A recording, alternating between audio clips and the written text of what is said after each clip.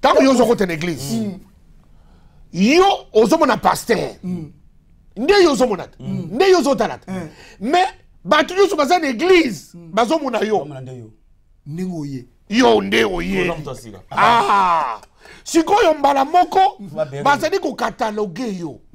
Oye, nde to za na poto. Sans papier. Oye, célibataire. Oye, marié. Oye, homme d'affaires. Oye, cadre de l'entreprise. Mbala moko biloko wana ezoko pesa orientation. Ba pasteur, au bout église nyonso. Chaque église a une doctrine. D'accord. Mais l'église nyonso, soko côté l'église nyonso. Et ça na marche à suivre, zo benga ngoba fermissement. Ah bon. Pasteur a sali modèle yaye a utilisé les versets yaye. Donc doctrine au pasteur ne bishop pasteur belingo ba ligablo. Donc mon ngo yangona. Doctrine belingo ba ligablo.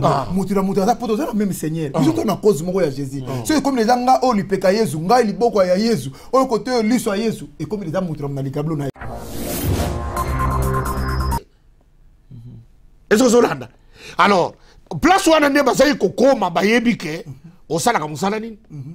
Au touchaka combien? C'est tout un tableau d'études sur ta personne.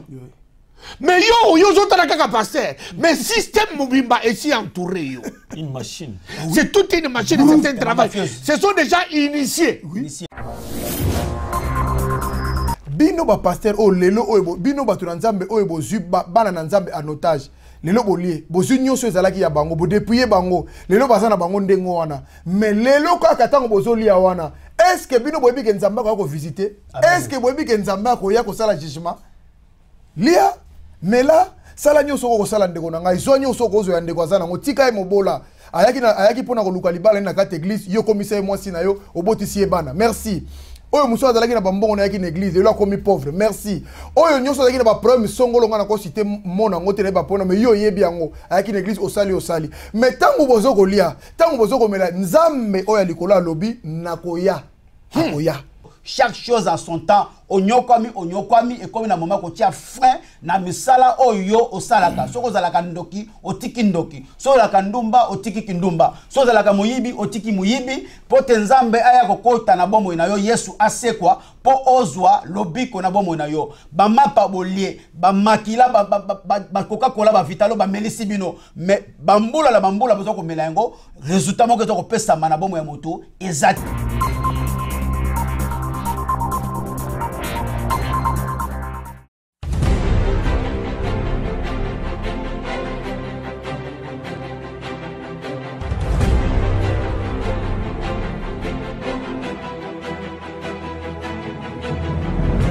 Le pasteur et ses problèmes.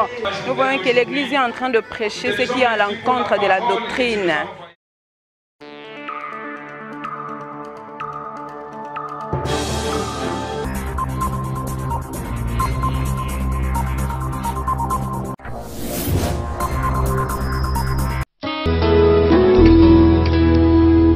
Du nouveau du côté de chez nous, Casa Pénoël, agence de fret aérien, fret maritime, entraide familiale et logistique de l'Europe vers l'Angola. Situé à Roua numéro 1, Casa numéro 119B, Palanca Luanda, vous pouvez recevoir les colis venant de l'Europe à travers la France et l'Allemagne sur les numéros indiqués ci-dessous.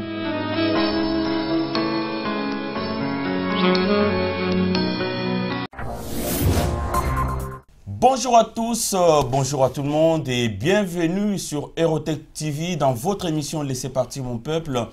Et donc aujourd'hui nous sommes là comme tous les dimanches. Aujourd'hui nous sommes dimanche 1er avril 2018.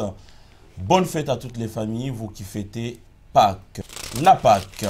Donc nous allons parler de la Pâques. Nous savons très bien qu'avec la Pâques, c'est la résurrection du Christ et Christ ressuscité. Je pense que c'est le moment où les pasteurs se frottent les mains justement pour vous demander d'investir dans le bien de l'Église, d'investir dans l'œuvre de Dieu, non pas pour Dieu, mais plutôt pour leur poche.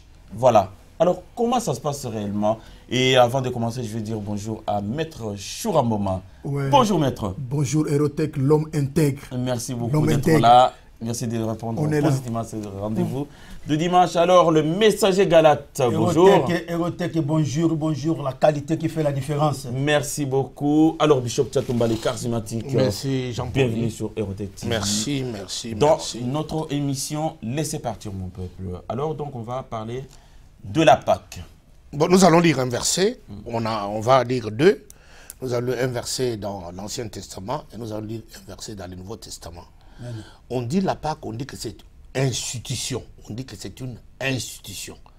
Quand quelque chose devient institution, il devient solennel.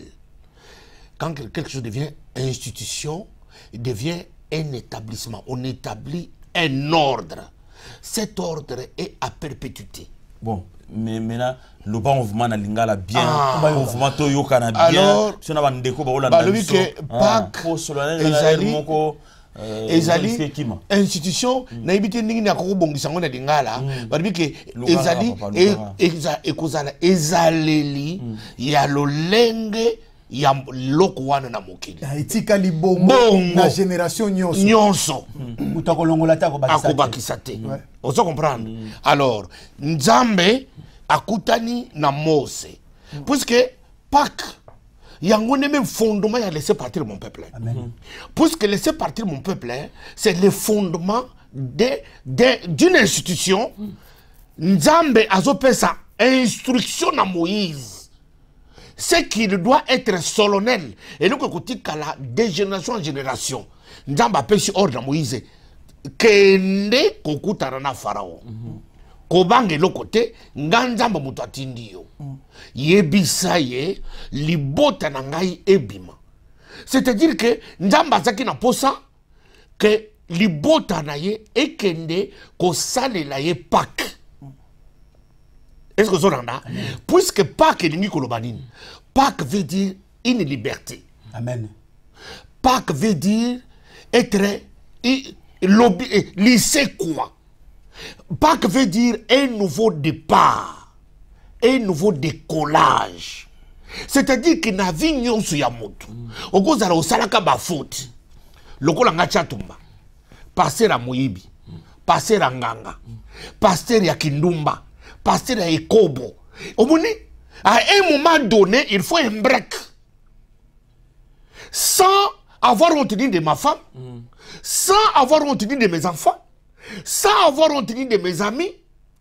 Mais regardez na baninga na ngai na bango nyonso kota na bango ke à un moment donné tangu Tchatumba bakotanga na nkunda na cercueil na komema mwasi te na komema bana te na komema bilamba te na kozala nga moko et puis tangu na koleka na jugement na tribunal ya Nzambe nga Tchatumba na kozala biso mibale te atako tozala ki mapasa lokola nga na zwingoli ya kobota mapasa na bota mapasa.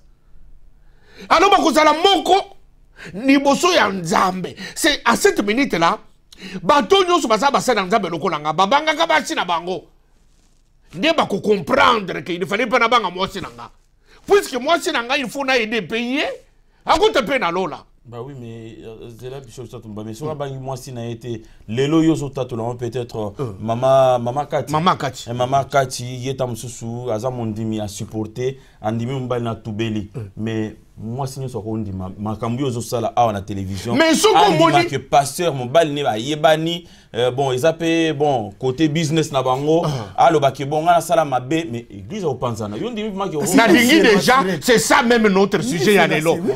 Na introduit les gens message Yalelo. Au moins, si on biso ba pasteur, piège yango wana.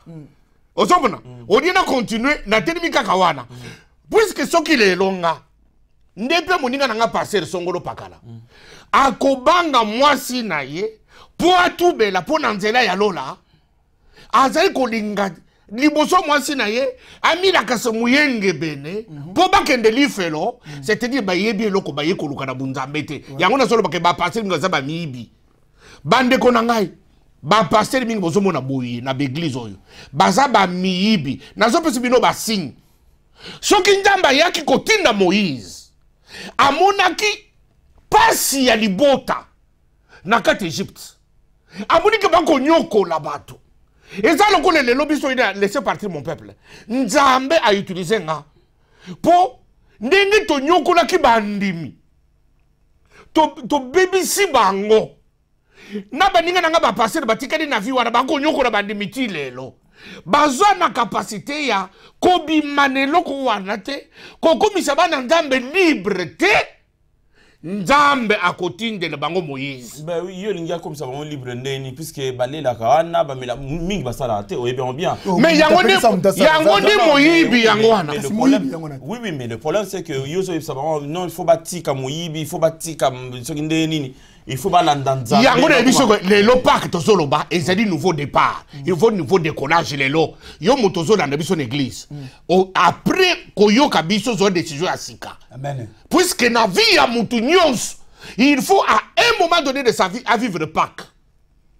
Ce qu'on vivre Pâques te. Ya ngomoni Yesu alobi na baye koli na ye na Nouveau Testament. Alobi toutes les fois que vous rassemblez, faites ceci en mémoire de moi. Toutes les fois. C'est-à-dire qu'à Tikini Bango, vous vous souviendrez.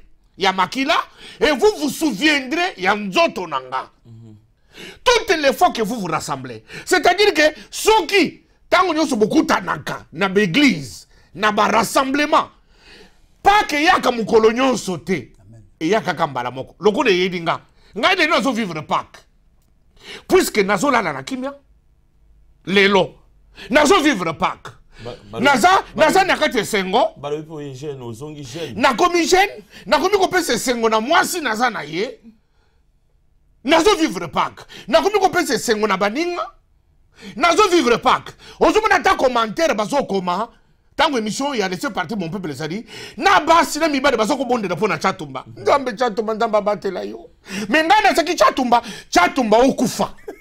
Chatumba obeba muyibi chatumba babeto na mutuka chatumba okufata liwa accident chatumba mukolokolala ola mukate chatumba ndumba chatumba moyibi mais lelo mutu akomi po akoma chatumba moyibi il doit réfléchir.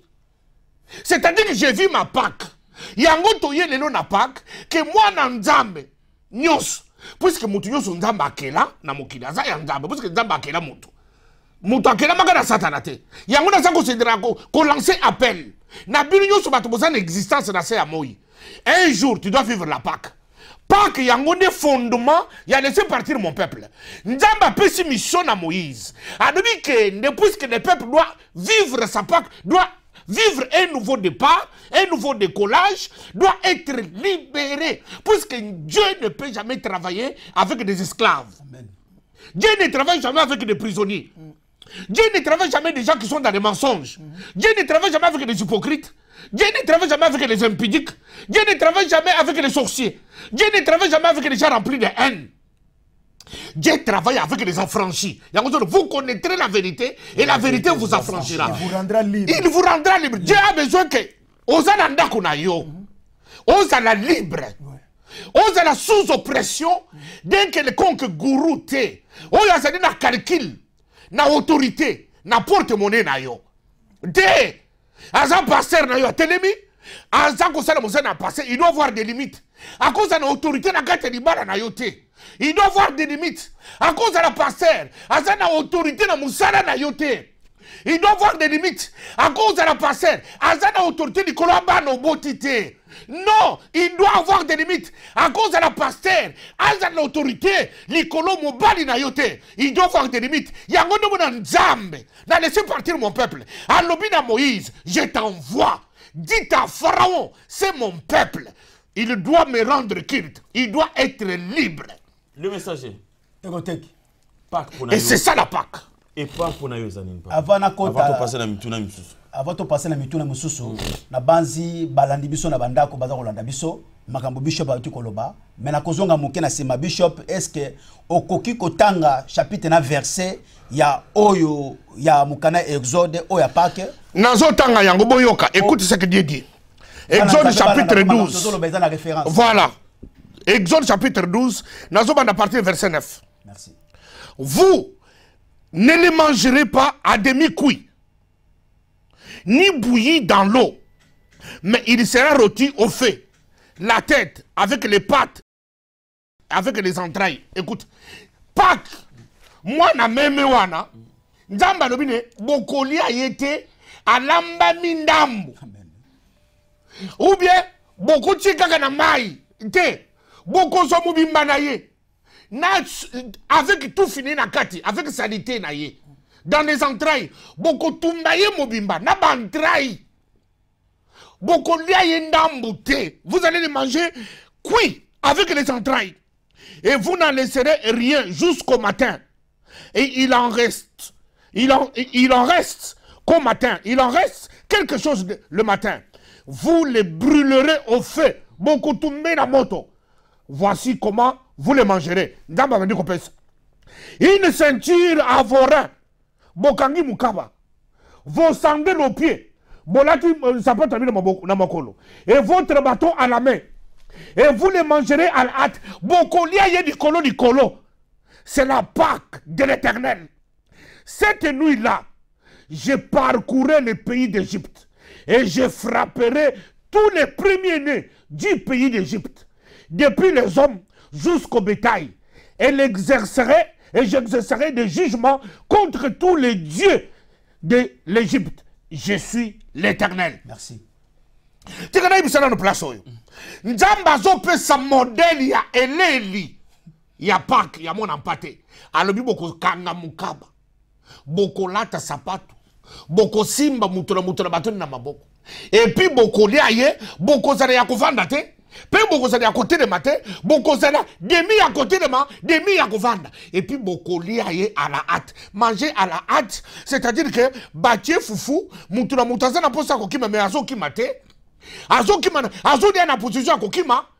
Et puis bali boko liaye mobimba na biloko ne yakati. Et puis butuwana nga nzambe na koleka. Amen. Et je vais exercer un jugement sur l'Égypte. Mes frères, Dieu, dans la Pâque veut aussi dire un jugement. Bandeko basi pe mibali, bazana kate l'église. Biso ba conducteur, ba pasteur, nous allons subir un jugement de Dieu. C'est ça la Pâque. Galate. Balandi biso, na bandaku na bango, deux tozoko lo bakeno, to bimi bâtiment, pour na ko rejoindre moto à 30 ans, o ya sodé yango. Ils apprennent à mbikisa milimo bateau. Balobi bien pas qui au bazar lobela parce que peuple ya Nzambe ezalaki na boumbu na maboko ya Égypte. Ya pharaon. Mais Nzambe alaki na besoin continuer le bango mubikisi sauveur. Otozo présenter le rôle à laisser partir mon peuple. Albi kende comme na pharaon oyebisa ye kino atika bana na ngai ba kende ko sambela ngai na désert. Désert yango ezali Pâques, faut muto akoma libre. Boyoki balobi vous reconnaîtrez la vérité vous vous rendre libre. Balobi na kati ya mukanda exode out kotanga awa balobi ceinture signifie la vérité o nzamba sengi ba na nzambe balobi sandale qui signifie l'évangile bâton na maboko o babengi keno lo ba na nzambe zali marteau soki zuyo autorité nzambe apesi condition na bana ya Israël oyo moita bomisa bango na kati na mboka ya Egypte balobi bien bazalaki bahumbu na maboko ya pharaon mais esengeli ba koma libre pour ba que le kosanzola nzambe. Alors, ce que vous allez liberté, vous allez moumbu, au koki kokumisa nzambe te. Soué nzambe zalaki, mutu mokote a konza mutu. Mutu azala libre, pour la koyeba kosa yela nzambe na ye. Yango balobingi Pâques, na Ancien Testament. Oya présentaki Ancien Testament ezali Moïse. Mais Moïse, oyo Pâques bazalo bela toujours Jésus-Christ de Nazareth, avenant na ye, yango amemi biso, na mukana na like 22, na verset 8, à 10, au kotanga yango. Allez, à partir de verset 8. Et Jésus envoya Pierre et Jean en disant, allez nous préparer la Pâque, en fait que nous la mangeons. Il lui dit, où veux-tu que nous la préparions? Il leur répondit, voici, quand vous serez entrés dans la ville, un homme portant une cruche d'eau vous rencontrera. Suivez-le dans la maison où il entrera. Et vous direz au maître de la maison, le maître te dit, où est la salle où je mangerai la Pâque avec mes disciples? Et il vous montrera une grande chambre haute, aménagée. C'est là que vous préparerez la Pâque. Nzambe apambola parce que na tozongi lisusu balobi bien oyo nyonso leka ki na Ancien Testament bazoko la maître ye moko koyana ye oyo Moïse asala ki première alliance et puis sur lobi ko mon côté si 40 ans basala ki na désert à l'exception il y a Josué na Caleb batubakotaki yemoko Moïse à côté pour la désobéissance ba ibiseki bango condition ceinture qui signifie la vérité, sandale l'évangile, bâton qui a l'autorité ya Nzambe oyo mingi bakotaki te ba compagnon ya Moïse à l'exception ya Josué na Caleb o ba respectaki ezongi siko na tana biso pas ki wana yemoko résurrection. Oh yalobi bien je suis la résurrection et la vie. Aouti koloba awa. Bokende, bokutana mboka moko, bokukuta mutu asimi Kristo. Bolandaye, botunaye, toko kende kosala kolia paki wapi. Paki wana ezali ya mapate o bakole sabino na kata ba bâtiment. Paki wana ezali ya Coca-Cola bakomele sabino te.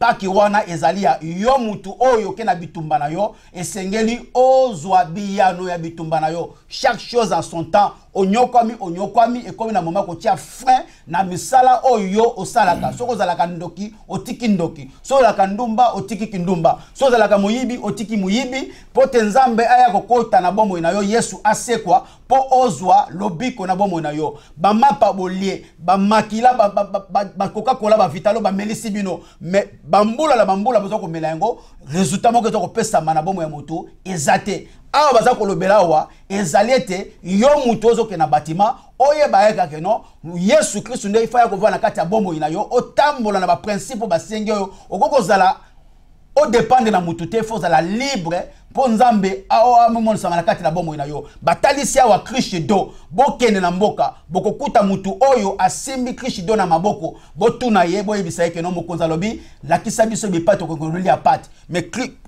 Kristo do oyo baza kolobela awa c'est la parole okoko landa mutu nyoso bilandela te alobi bokende na ville bokomona mutu asimi Kristo do na ville wana bato bazale belé bango tu basimba ki ba Kristo do te kaka mutu moko le même Kristo do ezali oyo David abotolaki Saul Kristo do na épée alobi mon Seigneur voici je t'ai arraché le Kristo do na mopanga atikaki Saul main vide elakisi mutu oyo azana vision Nzambe elakisi mutu oyo azana parole ya bomoyi yango le Kristo do baza kolobela c'est laisser partir mon peuple, ils allaient pour la éclairer bino, ils allaient pour la avertir bino, ils allaient pour la faire tomber bino bekai pour vous la délivrer. En conclusion, ils allaient délivrance et abana na Nzambe. Batu balongo na boumbu ba komi libre. Bolongo na boumbu na maboko batu wana, bosale la oyo Bible za koloba, boko na kozwa lobiko, pas que nyonso ebota na bomo na bino, ngai pe na kolobela bino, c'est-à-dire que non pas que esili kobota manandako na ngai, c'est-à-dire moi si na ngai asili kobota moi na on appelle Dieu merci na kombo ya Pascal, c'est-à-dire bitumba nyonso Nzambe asili kopesa biyano délivrance esili ko salema yango na loba que non na moment oyo na sepeli na mission makasi parce que to memi bino na Ancien Testament to zongi sibino na Nouveau Testament balobi bokende bobongisela ngai sika to kolia ba bibolia kwanga te mapate mikatete ba oyo ba tondise bino partout bo sombi mais après avoir kolia yango bozongi na basusi na ndako parce que boyambi Yesu na bomo na binote aseku na bomo na binote o bazana matoyo koyoka bayoka toza ko continuer na bino nazongi sima loba epa ya Erotech Maître Chouramboma pas pona yo papa yo merci mingi na batunyo sou bazolanda biso surtout mingi ba sportif et puis batunyo sou bazana monde entier bomeka koyoka développement na biso pona Pâques ezali batanga ngo dans l'Ancien Testament l'un des floués o ya Moïse asalaki donc na o ese bango kaka bino bolia bomela nganzambe na koya ko exercer akoya ko sala jugement pe jugement na ye donc elingo loba tant boza na ka bozolia boza na bino na mboka ba pasteur boza na bino na mboka batu wana eza bien bolia bomela e na bino na batu wana boyeba ke nga na koya ko exercer jugement na ngai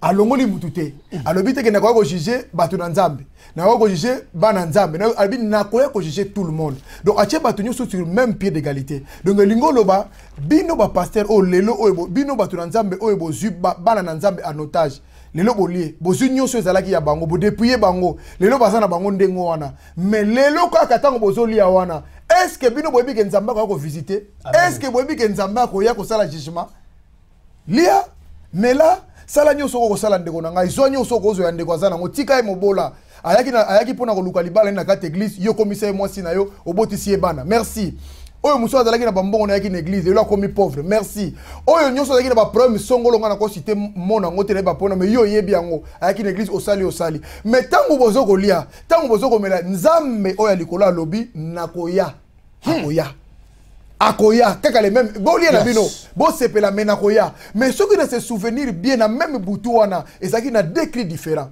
koto esengo ezalaki koto ekufa ezalaki attention ndeko na ngai yo ozosepela mpo ozolia ya bato attention na jugement ya nzambe frère oyo azoyoka ndenge tozoloba makambo ya laisser partir mon peuple oyo pasteur diacre nya ozoyoka biso ndeko na bino asala 30 ans azopesa bino mbela lobi ke longwa na makambo oyo parce que quand Dieu dit que je vais venir pour juger aza camarade na yo te tomona jugement na ye na Bible likolo efungwama bato mosusu babunga boye tomona ba démonstration nzambe asala kolinga ta saela yo po yo ndima tika deja mabe tika bana na nzambe tika bana na nzambe nzambe aza na destin na bango tika nzambe aza na destin ya bana na ye po na paki ya lelo bazwa mauvais départ bazwa bon départ parce que bazaki na mauvais départ yango moni nzambe alobaki boli yo me nazoya na ngai nzambe nazoya na timi mutu te yo ekobisa bino ke ngai nde ngai te ye na nzambe baza ba complice te lui-même viendra tomona etango ayaki tomona babiloko asala bible lobi baba mona ba produit ba miracle on nzambe asala na vie ya bato tanga descendaki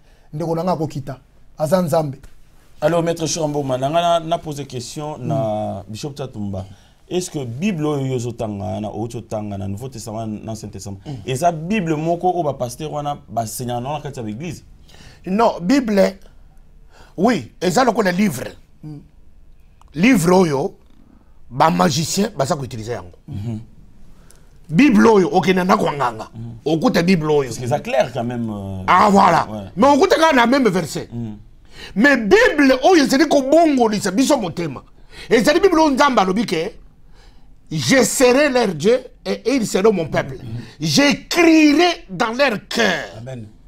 Il faut que nzambe azo la parole de Dieu oyo Bible oyo alors on a ba papier oyo yango ne ko bongo se mutu motema puisque ngana za passer na te yango 30 ans na zaki ko tangango na za ko te yango ba miracle ko so mais bongo ni saki nga mitema te donc et boyi saki ngai ko sa de ko bote et boyi saki ngai ko yiba na ko sana lukuta te yango so mona même Israël tango bazalaki na boumbu na bango kone pas et pas pharaon bazalaki na mibeko ya nzambe baganga ki pa na nzambe tango mula yi plus de 3 siècles et demi nzambe ayaki te puisque bazaki koganga nzambe ayaki koya tango nini que c'est le temps arrêté par Dieu. Oui. Dieu a un temps arrêté par Dieu.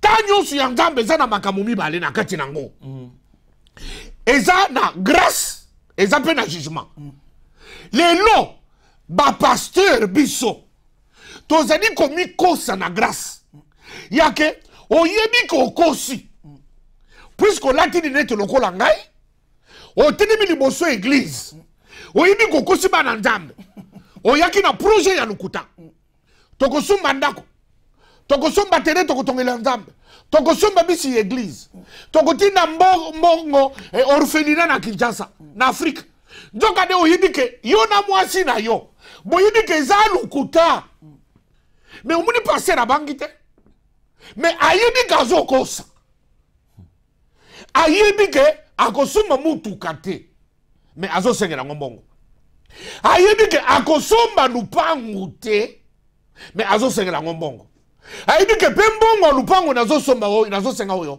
na kosomba lupangu nanga abangi te mais azo sengela ngombongo ayebi yango lukuta mais avant de likolo a grâce ayebi ke ndamba ngolu a comprendre makambo na zanango akolimbisa nga mais abosani ke nzamba ngolu kati na ye azape na jugement et puis jugement ya nzambe eyaka lokola ngolu te eloko ya liboso ko yeza ngolu yesu aye ngolu te osali kobo omoni eloko te bakangi yo pe na mutu te bamoni yo pe na mwasi no te bana no pe bamoni te yo pasteur okosupe mwasi na yo mama pasteur po okosupe mobali na yo omoni pe eloko te okepe osali kobo wana ozongi pe osokoli omoni pe eloko esalami te otikali nango puisque oyebi modele ya kokima oyebi modele ya kobatama mais obosani ke na kati ya ngolu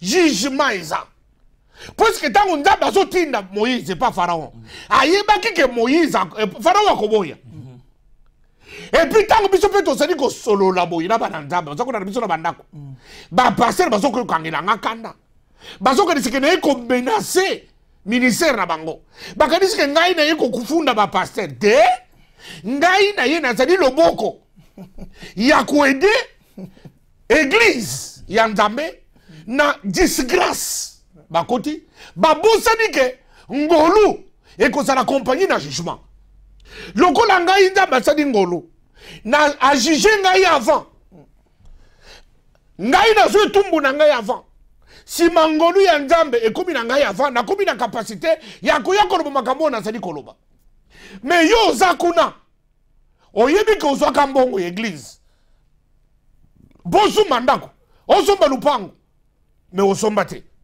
me ozo continue koteya mpo olobi ke oyo akoboya abima église eza yanga me omona yango péché te me yebaka un jour jugement ekozala donc lelo banini na meka ko poussa na sumu ke ndenge bishop autoloba omoni bible ninga lobi bible wana ndenge za wana bakotekela nguba nguba epolato ka nguba za kitoko makasi bakolingela ngo même fufu esu kitoko makasi mais lokola eza na trois parties na kata ya bible il y a une partie historique il y a une partie intérêt na partie expérimentale pour na biso sikoyo pour te koyeba force nango il faut totanga histoire nango pourquoi tanga lo histoire nango lokola normal.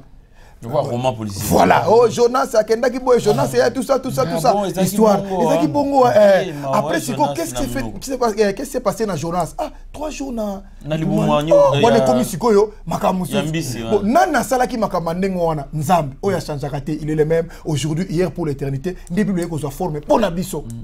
Parce que Mama ici, Bazanango, Bazanango, donc Eli Korobanini. Donc Bible nous tuna ke est-ce pasteur bazana ngote nyo surtout azolo ba wana ba yebe okutu koleka makasi parce que monsieur basela ngo na théologie mais bakanga misu parce que bakoma ba camarade nzambe et donc bango bera nzambe ko donc et comment on église te ko bena pasteur a telemi makaniso ya kanisi ayi ko sango ponde ko minza mutatinda ki na la ina butu on va la kaka j'ai vu un songe Dieu m'a parlé j'ai vu ceci bango ba mona kaka. Oh ya monaki ya makamuna c'est comme ya batunyo surtout oh nzamba lobi na bilo na tindi kutu bangote bazo prophétiser na mensonge ayebi bango kutu te ibango sko balingi et comme ati mukola soko nzamba isa bango ke na yebi yote kero ne ba moni mukola te papa bongisa déjà bona déjà basi ba meli or boza na mutu oh ya sali makambango avant 30 ans avant déjà 40 ans il a compris que ça ya ngote atiki na ye soki lelo ekomi lelo soki lola to komona nati tokoyeba na Abraham Moïse oh Moïse akit soki tokomona na ndengo wana soki tokozala ndengo wana un jour tokozala na bino erotek tokomona na au moins passer tozolo baba oboya o ba hôtel mon église te bolanda masa te un jour tokuta na baba ba osala ga bana mawate ah pardon na yeba yi nzambe mukola ozala nzamba pardon te bazana Bible la version tout Louis II, Tob, Darby, Thompson, de Jérusalem, apocryphe, Moussoukou, Bazanango. Mais nous sommes au service, il y a que détruire, Bana, Yanzambe, que le tout peuple dit, Yango, le Nzamba, Yebisibiso, laissez partir mon peuple. Pharaon, ça qui plus dire que Bango, Bango, Barrière, Moutou, ça qui n'armée à danger. Moutou, ça qui n'a pas de Moïse, Moni, Yon, Zolobao, Moukona, Mono, Sous, Moukono, Yokouf. Bishop Tatumba. Na yoka ki passage moko et tikenga un petit peu na kati passage ya Bible. Olobi Nzamba lobaki na bango je serai votre Dieu et vous serez mon peuple. C'est ça. Oui. Mais est-ce que quand il a une place il y a lobaki que pour ngana zala Dieu na bino il faut bopé ça offrande spéciale. Non, exact.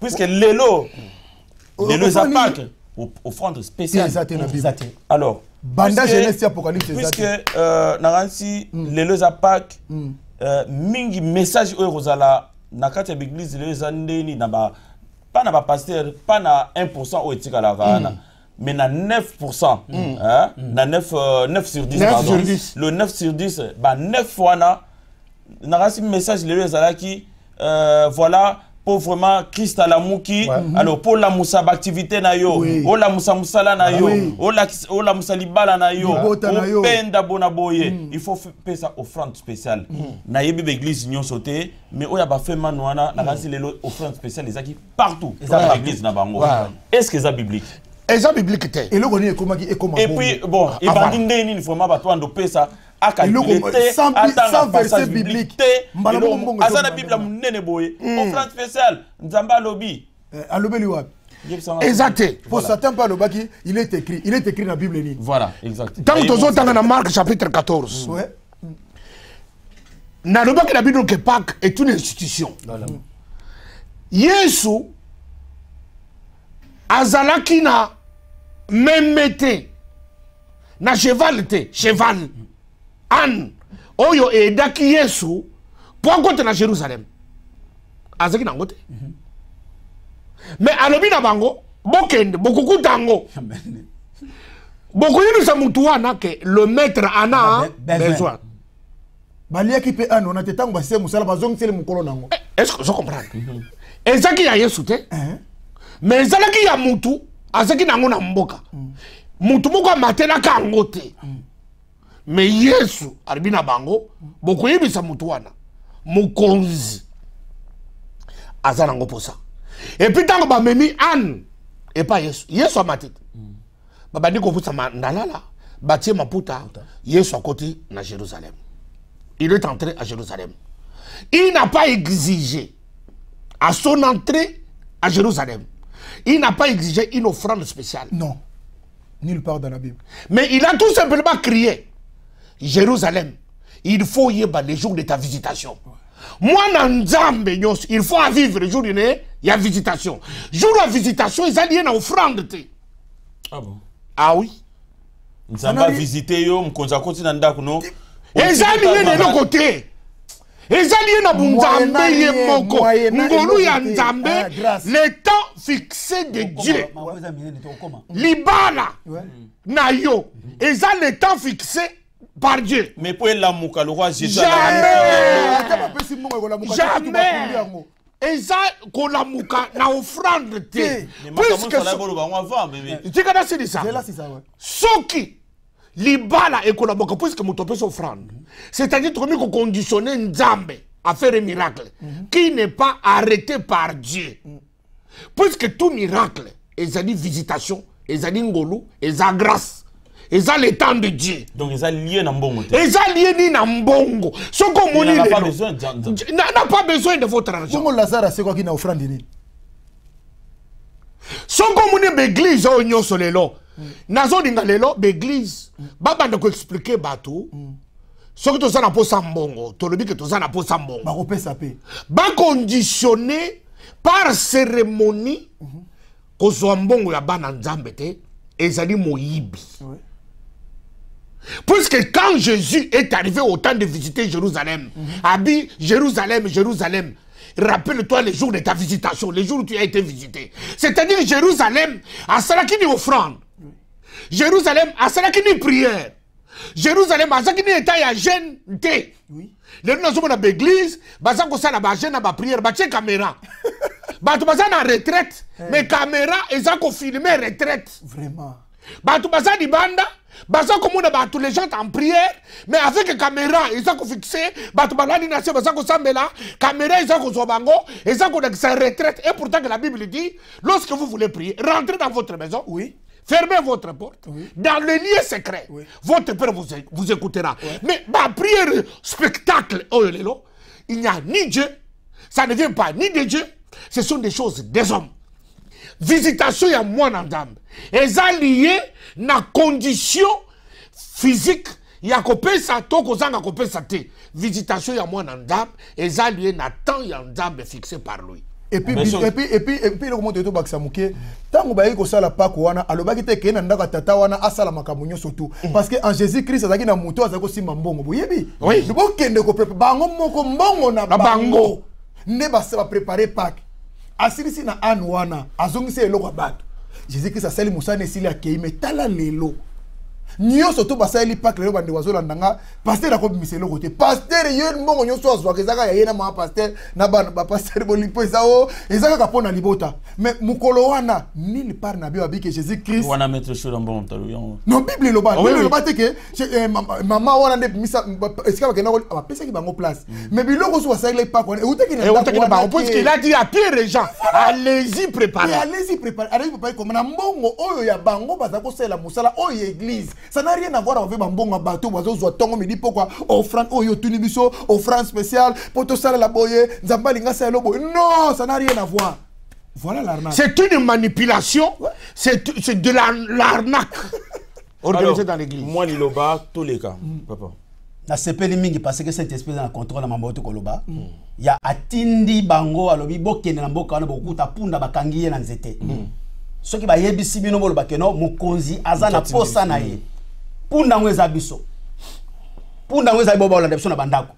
Oya kangami na bitumba na ye. Mais sengeli nzambe aya na bomo na yo a délivrer yo gratuitement. Ça pesa yo lome, ça pesa lomeya. Punda wana apesi mukongo, Yesu amateliye.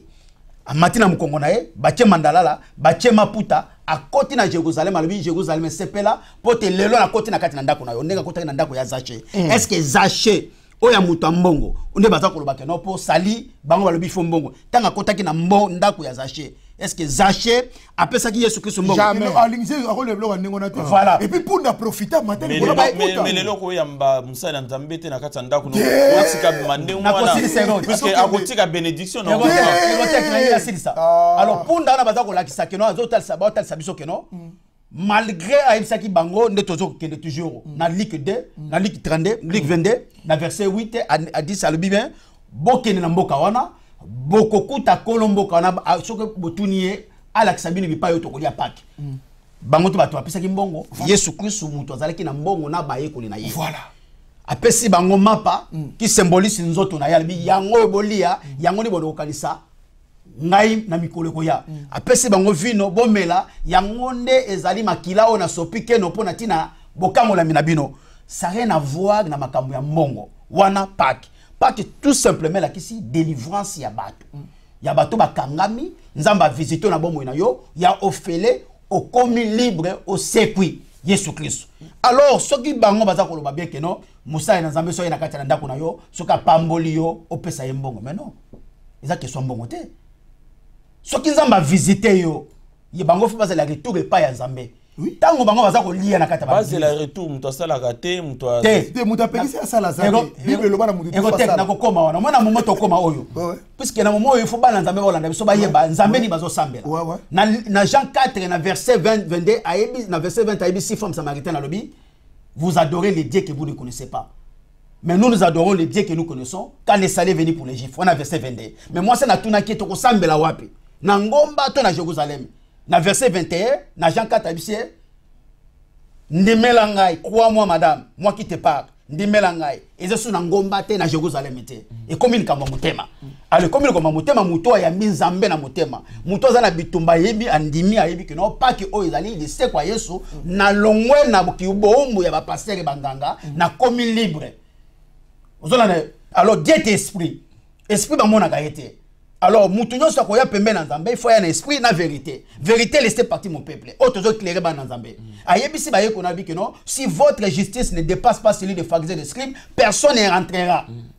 Sembo na bino soki eleki ya banguza na banganga te, mutu moko te akokota bozali kolo. Sali bosali mosala ya mpunda. Azola kise banani? Azola sa ba ye koli batala balanda makambo ba pharisiens basala te, ba pharisiens banani? Ba Nicodème, po yazalaki Nicodème. Akomi asika. Alors ngol bana moment oyo biso tozo ko yebisa bango ke no biloko bazo sala bazo participer na masumu ya ba pasteur wana. Tango etumbo nzambe ko ya ekozwa na bango na ba pasteur ba koze épargner te. Alors Bishop Tatumba na lingaki na poser mutuna moko mais à partir de quel moment manipulation wana ekota na mutwa bandimi puisque pourquoi lelo mundimi apesaka très facilement surtout bino bandeko basi lelo kanenge shuramboma maître shuramboma alobaka nan bolelite bokolela puisque bazo yebisa bino bazo kebisa bino tongo butu moi boningo yokate okokata salaire no na katikati papa kuto ayebi place mbongo ekende ete okamata une partie otindi na ba prophète lokuta na Kinshasa banganga kisi ba mandona na Kinshasa okanti ba osambelela yo on dirait yo bible te opesi na ba passer na kati église bana batika nzala cantine ba futite loyer ta mususu bozana problème mais okati opesi passer tam so asambela tam so melane ba whisky na mais à partir de quel moment batu ba komaka na facilité à opesa alors katiki ndako zo kufa ba pasteur oboni église nyonso chaque église a une doctrine. D'accord. Mais l'église, ce qu'on continue l'église, ils ont une marche à suivre, ils ont un affermissement. Ah bon? Le pasteur a cédé modèle, yaye, à utiliser les versets là. Donc, doctrine au pasteur et bishop pasteur ligablo. Donc mon ango yangona. Doctrine melingo ba ligablo. Mutura ça pour même Seigneur. Ils sont en cause moko ya Jésus. C'est comme les anga o lipeka Yesu, nga liboko ya Yesu, o côté liso ya Yesu et comme les anga mutura na ligablo na. Voilà, c'est-à-dire que c'est une manière d'endoctriner. Tant yo une église ba yambio. Yo ezana ko la soupe, souki okoyi na soupe. Oui. Yo yé. Ozomona batu te me batu nyonso ba moni que yo yé. Ah voilà. Est-ce que Zolan, tant que yo sont en église, peut-être yo mis sur les affichés sur le pasteur. Mais batu nyonso ba moni yo que yo yé. Mais yo zomona ka pasteur. Yo zomona ka pasteur. Répétez sur moi on est selinga moi bien. Tant que yo sont en église. Yo ozomona pasteur. Nde yo zomona. Nde yo zotalat. Mais batu nyonso ba za église, ba zomona yo. Nengoye. Yo nde oye. Ah. Sikoyo mbala moko bazali ko cataloguer yo. Oye, ndenge toza na poto. Sans papier. Oye, célibataire. Oye, marié. Oye, homme d'affaires. Oye, cadre de l'entreprise. Mbala moko biloko wana ezoko pesa orientation. OK. Est-ce que cela tango yo ko za la cadre d'une entreprise, bakendo ko sangisa yo na ba sans papier te. Directement, il y a une orientation. Mais yo zo mona ka église moni pasteur, mbala moko yo basa ko orienter yo. Puisque ezana un discours, oh yo faut ba yebisa yo baton se faut ba yebate. Est-ce que cela alors, place wana nde basa ko koma ba yebike, o sala ka musala nini? O touchaka combien? C'est tout un tableau d'études sur ta personne. Mais yo zotala kaka pasteur, mais système mobimba est si entouré yo. Une machine. C'est toute une machine, c'est un travail. Ce sont déjà initiés. Initiés. Ce n'est pas n'importe quel frère qui est chargé. Oui. Lobby des mafieux. C'est lobby, c'est une planification, c'est une manipulation, c'est toute une machine. Oui. On a la benga ba silence complice. C'est-à-dire les hommes, il y a pasteur. Oui. Wana basadi après que ba pese pasteur tableau. Il y a les non église la biso papa. Ndamba pa mo biso. Obi frère wana, oya kotaki na lunette wana. Omunaki papa otene mutu wane di bandate. Omoni moi sine ba kotaki wana. Moi sine wana. Bana 4. Moi sine wana asalaka monde entier par mois. Moi, je suis à monde entier par mois. C'est-à-dire que, dans la minute, yo, vous avez dans l'église, dans la minute, on va faire passer yo déjà infiltré, infiltré, va continuer système na yo, va organiser rencontre rapide, parce que yo, aux amutu, le coup la bâtonnion sauté. Voilà. Mais ceux qui déjà, parce que il y a des gens qui ont sans papier. Azana est célibataire. Avant de qu'il parle. Il faut comment Mukolo ko rendez-vous na pasteur. Mais yo ba déjà ba sentir que aza différent na bato. Yo ba ko organiser déjà rendez-vous na pasteur. Et puis Mukolo bozo ko tana na pasteur. Na solo bobo je m'adresse na bato so na mbongo ba ko tana ba église. Tango zo kotaka na bureau passer au Vandibou. Boko solo makambo Bible te. S'il y a liboso yangwana, je préfère le dire en français peut-être puisque beaucoup de gens n'entendent pas presque pas le lingala. Ouais. Tu as les moyens. Je m'adresse aux personnes qui avaient des moyens, qui ont des moyens et qui auront les moyens demain. Ouais. Rappelle-toi, les jours où tu es rentré dans une église. On a organisé ta rencontre avec les pasteurs, ton rendez-vous avec les pasteurs. Et quand tu rentres dans le bureau du pasteur, là-bas, il n'y a rien de Dieu. On ne va pas te parler ni sur la Bible, on va commencer à te parler sur les projets de l'église. Ouais, d'accord. On ne va pas te parler, on te parle directement sur les projets de l'église. Le premier point. Projet de l'église. Deuxième point, le pasteur va te suggérer, te proposer. Ne me laisse pas loin. Moi aussi, j'aime le business. Comment je peux rentrer, me retrouver. Deuxième point. Troisième point. Même s'il n'en a pas de compétences. Même s'il n'en a pas de compétences. Troisième point. C'est la moyenne. Le pasteur va te proposer que dans mon église ici, j'ai des frères et sœurs qui peuvent t'aider. Ouais. Troisième. C'est-à-dire que les 3 points là, c'est pour t'encercler. Si lui, pasteur, ne saura pas t'accompagner dans ce que tu fais, il va te faire accompagner avec les frères et les sœurs, les bras droits du pasteur, qui vont bien te contrôler. Pas de moindre des choses, de belles filles. Alors maintenant, tu es encerclé. Tu es contrôlé. Tu vas te bander, tu poses des questions. Mais moi, je suis venu pour prier. Mais le pasteur n'a même pas prié pour moi. On n'a même pas parlé de Dieu ici. On commence à parler de mes affaires. Maintenant, toi, tu es obligé de commencer à expliquer tes affaires. Ouais. Comment tu les fais. Ouais. Mais et pourtant que toi, tu attendais Dieu.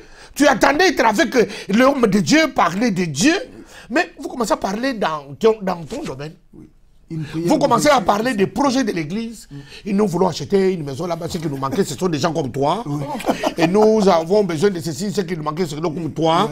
C'est-à-dire directement comment ça. Tu es rentré déjà dans le système. C'est pas hasard. Dieu t'a envoyé ici. Mais sois tranquille, tu es béni plus que béni. C'est-à-dire cet homme-là, il devient encore, le même jour, il devient encore païen.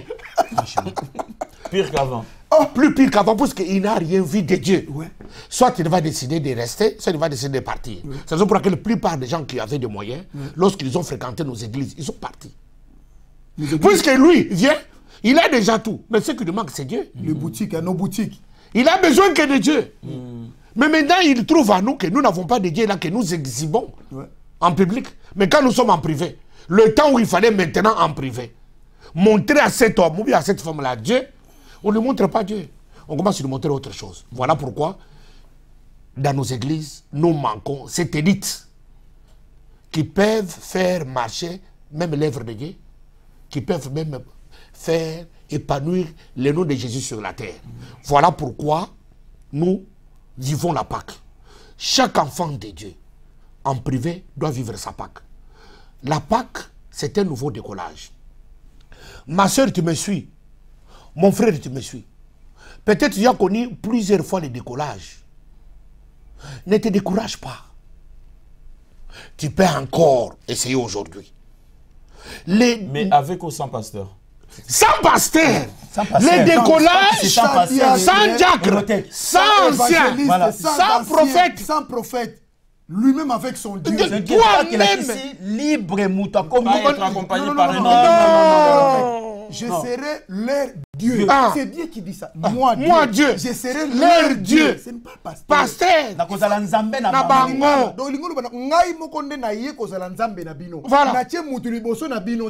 Donc tu n'es pas obligé de prier par le Dieu du pasteur. Non. Écoute, voilà, c'est là ce que je vais arriver. Toutes les personnes qui sont dans nos églises, ils ont commis une grave erreur. Une faute, un manquement. De prier les dieux de Tchatumba. Non. Ne fais plus. N'ose pas. N'ose plus.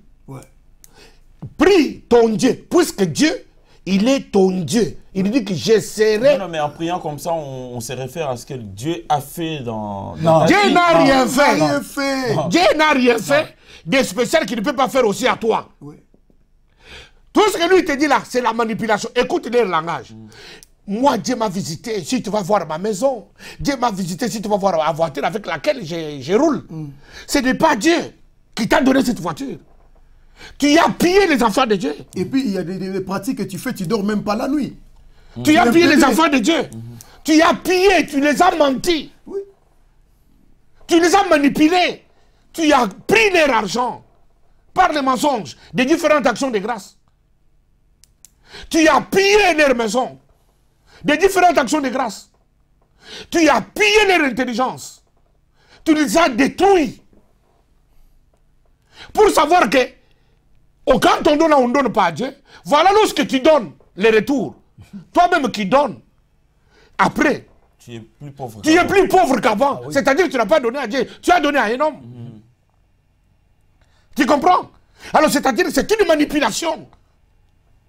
Je préfère que quelqu'un qui donne à l'église, qui donne par sa propre conviction.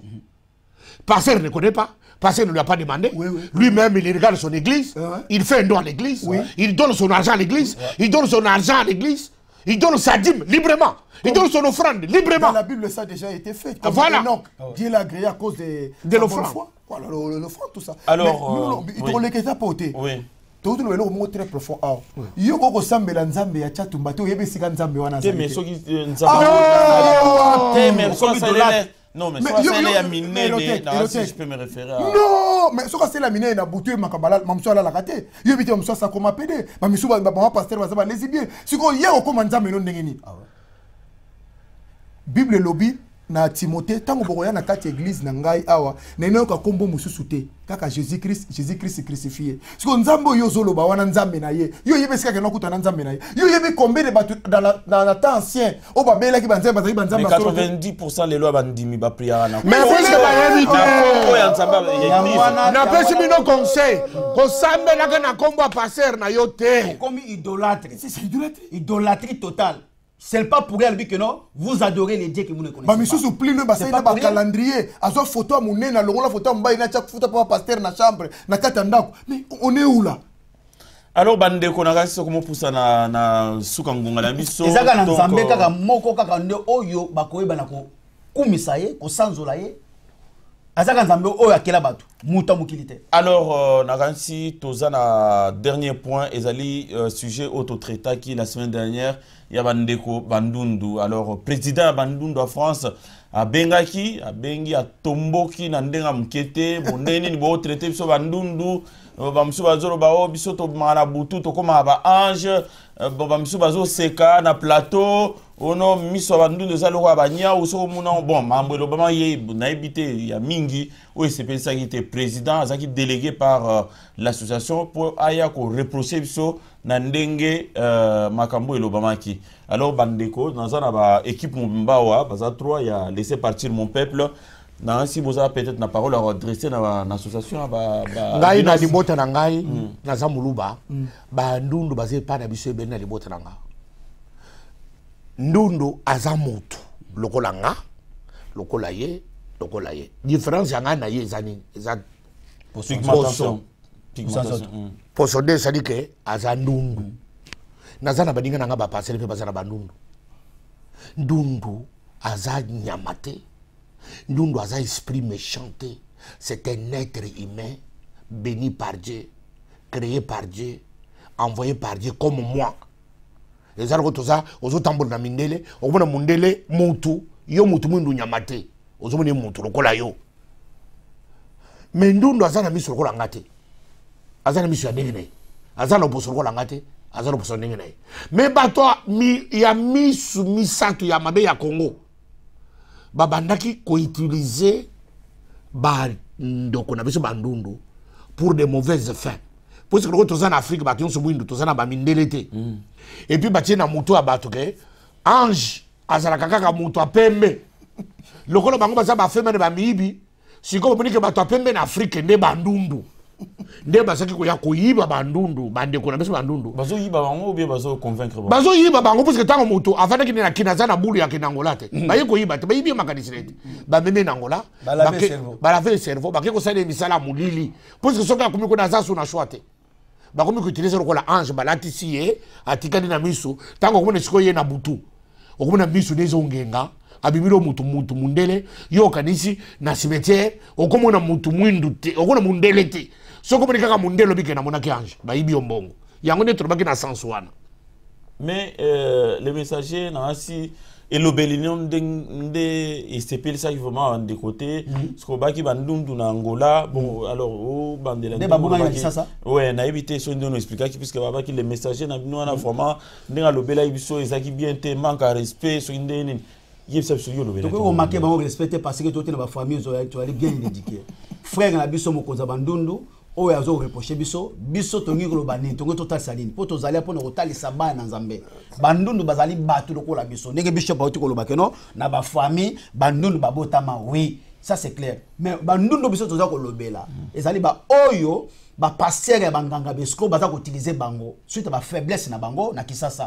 Effectivement na quartier bandundu babonga ki Pondundo o na quartier ndo komona ye abongi aki wapi bakina Angola bafuteli etike akei alukaka ndundu na kisasa alukaka vina ye azozwa vina kisasa te Alors du coup siko lokola bango ba utilisaka bango pour na kokosa bandimi ou kokosa bato mbongo pour na kolela bango ba multiplication ya mbongo les seules races o ba monaki keno ba koki kozwa pour manipuler bato ezaka ka ndundu.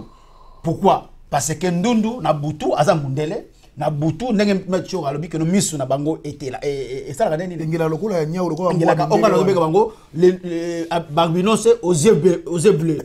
Voilà, alors tu cause qu'on a butu tant bako kena bango bazipie matiti batiki elonge carrément c'est facile mutu amona albakelo na moni Ange Gabriel po bako lela mutu na sens wana effectivement be bandunu babonga kina kisasa o bande ko kende zalaki ba oyo akei ba utiliser ye tango pa bimi Angola akoyesa baninga keno na gagner vie tango akoya akoyebise keno coopération de Angola yango azupe mususu akei bandunu bande ko limwa ndenge wana mais babi bandunu nyoso te mais majorité et comment qui copie ba pasteur na ba femme ba ko sala alors ndundo déjà ça continue na cycle wala tango azumbongo tango aye akene pe ko coopérer na ndundo ya matete akomi commissionnaire ya bandundu sikoyo ozo vanda wa oui ozo vanda wa yo oza bien wa vrai marché a refungula neza butoke na Angola o fungama.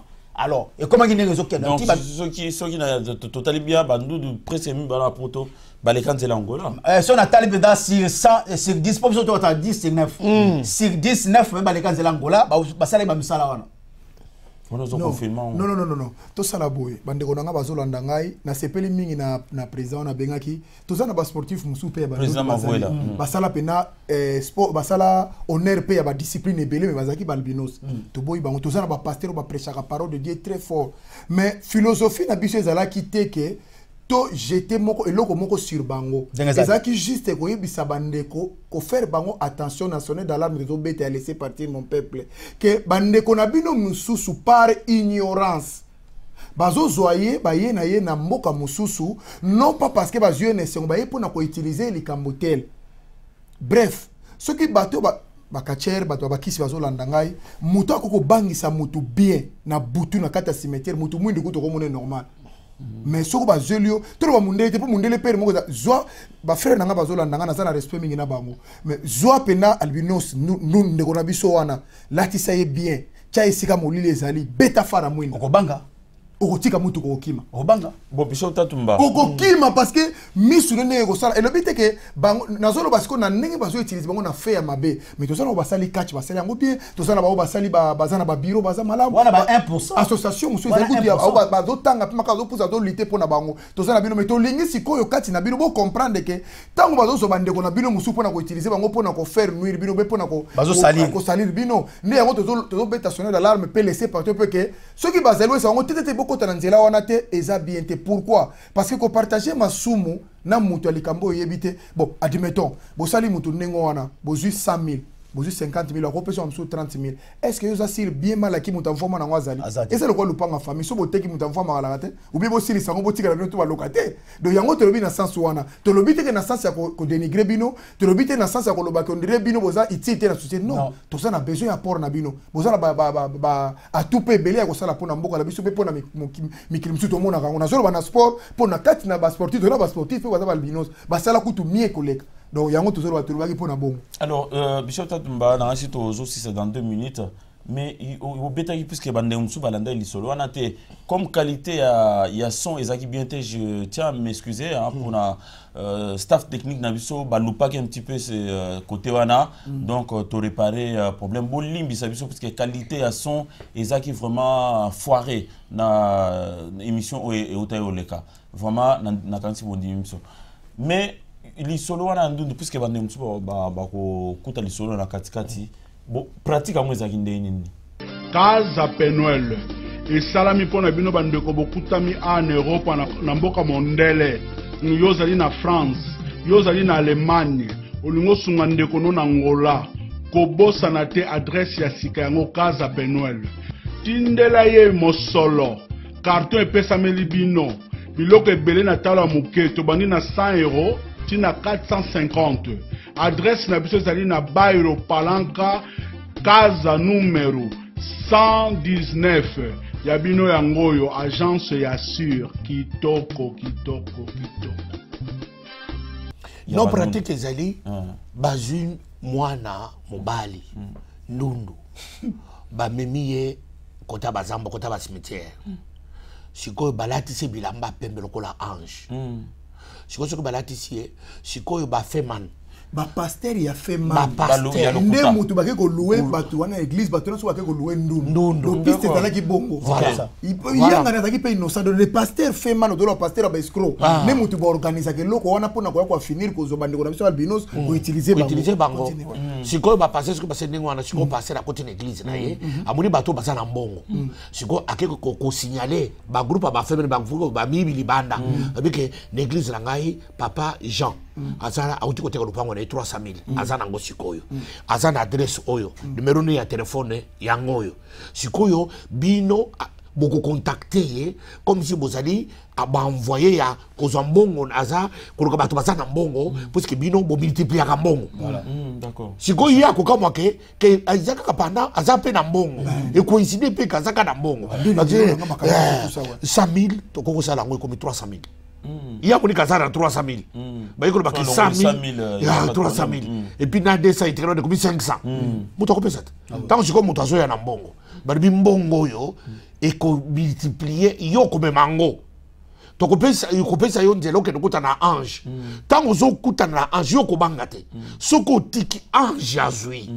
C'est-à-dire que ozali agréé pour oser la ange ko pesa réponse pour la multiplication. Voilà.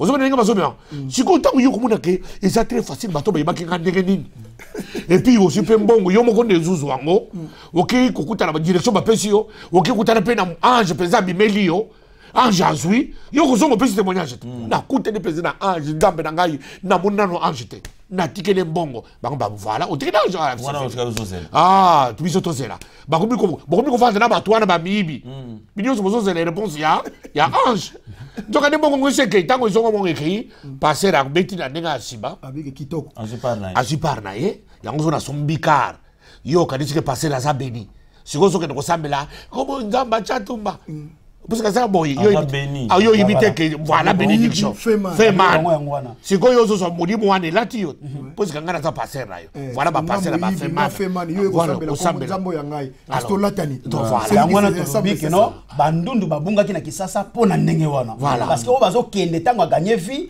aye na quartier ba comme le ba commissionnaire ya bandako aya bi oko nyoko mate yo ne ozali boza très cher na Angola afungoli ya biso tokei ozo masolo alors bakopa ngukufine nini yego kufa parce que bangu ndunda mpe basi balamuka ke ndunda komaka ange lokola yebaki ke no ye muto yako tikele saki ya mbongo bango bazozela musika tanga zo saki ya mbongo akili na butu zela lufu na pasera omoni kopa ngekufa parce que bafungula miso yake na plan na ye yuma pe na plan na ye batilisaka bango bia tour na oleka na 100,000 euros zolanda alors tiko bazozela yokolo mbongo zozela keno bakosala multiplication yepe asa yeba terrain na sima pe atie moninga ne muso ndundu tanga azwanga lekisi na sima système pacifique oya bana ba changer de monnaie bakei bino pe bazozela lufu kila zoki kisasa bande ko barandi na to komina suka ya émission na lelo masolo iza ebele bomoni ke bon lelo sujet zaki mulai makasi soki ya okata te tonga to continuer ati lobina tongo voilà tout ça n'est second nene pour envoyer que vous avez belé bolanda biso merci beaucoup na bana Londres merci na ba mama Bruxelles merci pour na ba nouvelle ozo comme na biso ba mama Afrique du Sud bosanga na ka pour na Hollanda laissez partir mon peuple en tout cas ezali encouragement nene pour la émission oyo to se déplacer pour na bino pour na émission oyo to na luka ba vrai témoignage pour na bino ba témoignage vérifié mamba solo to awa eza confirmé tant botay na ba commentaire na kata émission na biso boko sentir vraiment que makambo to lobaka eza ya solo donc to montaka histoire toute faite pour to nuire na ba pasteur mais tozo beta ba masolo ya ba pasteur oyo bazo tambola na nzela nzambe te ba pasteur o bazala ki liboso banani banganga bangonza batanfumu chef coutumier bangonde ba comment pasteur Léon ba bonga na kisasa yango na lobi congolais tulanga na tula bino banganga ba mandona ba tamfumu ba ngunza ba kenda wapi bango bana ba bati 9 sur 10 pasteur na kan nzoka na zakiri ya chef coutumier na kan ya karo l'église a chebwe bokoyo bi azana nguya nzoka ne chef coutumier 9 sur 10 bango na bana kana bati. Merci beaucoup Ashura Mboma yo za na problème na banganga pasteur soko mona na kan eza compliqué yeba gaza déjà chef coutumier petit autres modo ko ya wana kasi makambezo utela na bandulu bezo utakota baluba kuna. Alors to profiter pe liloba suka pour tout ça. Merci mingi na batno suba landi ba mama ya UK na Angleterre staff Rwanga Mboli boutique Monica mama Jetubiye bovande la kango pena na staff Rwanga Mboli boutique Monica na mama Jetubiye na UK. Vraiment merci mingi na Toulouse mama na biso Lidi Mbongo Pasi la force tranquille babi kuna télévision pendeza la na Toulouse soka ke bimi boy ba mama tu babenga ni ba mama Toulouse boya ka mingi pa na ye mama wana nde baza esika balanda kango mama Lidi Mbongo Pasi na Toulouse force tranquille mbote belé émission na dédié na bino ba na Toulouse po bozo landa ngo mingi merci mingi na la mama de 5 Carmel et Carmelia Christine Mboma ba sportif nyoso baza na partout surtout bande ko na biso ba sportif c'est le temps bo fungola misu ndeko na na lingi bolela te na lingi moto lo bango chaque fois to lingi bolela te o eza sonner d'alarme ndenge omoni Moïse ka betaki pom pom pom pom pom bana eza to bima yango yo kotika la te po okoza po miso za kolela bien to nimingu to tika la koto yo Moïse koto kuto za kolela biso bien et c'est ba cimetière ko kunda biso la te kuna za place na bino te to bima c'est l'état ko bima. Merci mingi na ba sportif merci mingi na biso Rolanda biso équipe mobimba ya laissez partir mon peuple, Hérotech, l'homme intègre, Galate, le messager, le charismatique, l'homme de 30 ans soldés. Merci mingi na bo s'abonner massivement na Hérotech. Bino sou bolande émission vous en komela biso te, bo komela ka biso so za likamba ko benga bo bengi biso to tie les numéros ya makamunyo so to wana bandeko musu ndenge Hérotech auta ko lwapona ko aider émission makambe belebele ba tie makamyo so na akokuta to kokuta na nango. Donc au sala biso malamu merci vraiment. Merci mingi na ba sportif surtout ba sportif baza partout na monde entier likambo fo bokote la kango bokota kango na monde entier pour likambo yo ndeko na bino paza na kata likambo yo. Merci le messager ba na nzambe bolongo la kibombo ya pake la kisi bolongo la kibombo bina maboko ya banyoka wana otoza koloba banganga bozali libre laissez partir mon peuple na musika mama kitalatala koba toujours parce que nzamba pambola yo na pesi mbote na bana laissez partir mon peuple mama muswampo na kata Turquie oui yo pozali ange ya mama mboyo na kata Bordeaux na pesi mbote na mama Wendy na Afrique du Sud bana laisser partir mon peuple ba oyo bazali libéré na pesi mbote na Angleterre ndeko na biso oyo bakosaki na Seydou na nani Anderson Ononongo voilà bipa ozali ongono ko ba kozala na sema kola nkolo bozali bana laisser partir mon peuple bozali ebele to le bela vie coin ya yo ngwana. Abonnez-vous massivement. Nakata Hérotech, la qualité qui fait la différence. Bishop Zatomba. Bon, ngai na pesi mama akachi mbote bele courage. La décision à sika ndenge tozoke nzelango ekubelengi. Alors courage et puis je profite ko donner Isaac na kati ya Angleterre bana ya Peace of Congo. Peace of Congo, c'est une grande association. Oui, ça est en Angleterre par M. Isaac, par Bamukerekese, Bangonis Bazana Katiwana, pour que nous voulons la paix au Congo. Paix, n'est objectif Yanzam. La Bible dit, et celui qui apporte la paix, il sera appelé fils de Dieu. Toujours le Kimia, Moutounion son zélanio so Kimia Koya, Isaac Mukerekese Bolembate. Tous les gens qui ont boya pour organiser vraiment une grande rencontre, Peace of Congo pour la paix au Congo. Merci beaucoup Bino Bandeko Balandi to komina ngunga aussi sa émission na biso mais na kotika plateau OT sans que na souhaité joyeuse Pâques na toute la famille KBA et donc partout où vous êtes aux États-Unis, en Angleterre, à Kinshasa, tout particulièrement à mes grands frères Laurent Timanga, Oscar KBA, Docteur Kamunga, tous les enfants, mes neveux, mes nièces, partout où vous êtes. Passez une merveilleuse fête de Pâques et sans oublier notre partenaire Monsieur Célio Ambrosio de Casa Penuel. Merci beaucoup et à très bientôt. Bye bye. Laissez partir. Laissez partir mon peuple. Novidades na cidade. Casa Penuel, próximo do povo. Agência exportadora aeriana e marítima da Europa, França, Alemanha para Angola. Para esta oportunidade, meus senhores, podemos enviar ou receber as nossas bagagens da França, Alemanha para Angola. Para facilitar a exportação, metemos em vossa disposição caixas a partir de 100 euros a 450 euros. Não percas esta oportunidade. Casa Penuel, situada na rua número 1, casa 119, bairro Palanca. Du nouveau du côté de chez nous, Casa Penuel, agence de fret aérien, fret maritime, entraide familiale et logistique de l'Europe vers l'Angola. Située à Rua numéro 1, Casa numéro 119B, Palanca Luanda, vous pouvez recevoir les colis venant de l'Europe à travers la France et l'Allemagne sur les numéros indiqués ci-dessous. Des cartons allant de 100 €, 200 € jusqu'à 450 €. Casa Penuel, juste pour vous satisfaire.